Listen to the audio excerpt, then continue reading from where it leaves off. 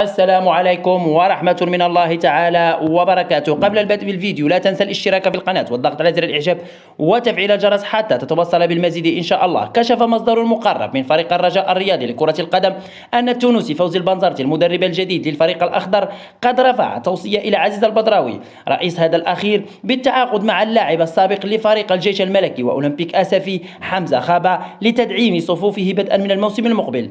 ووفقا للمصدر ذاته فإن البنزرتي يلح على ضم حمزة خابة للرجاء للاستفادة من خبراته في الموسم المقبل، خاصة أنه كان محط اهتمامه الموسم قبل الماضي عندما كان المدرب التونسي مشرفا على العارضة التقنية للوداد. وكان فوزي البنزرتي قد أبدى حينها إعجابه بحمزة خابة، وذلك على هامش المباراة التي جمعت الفريق الأحمر بأولمبيك أسفي، حيث قام بإرسال أحد مساعديه للحديث مع هذا الأخير، ونقل له إعجاب المدرب التونسي بإمكانياته ورغبته في ضمه للفريق الأحمر.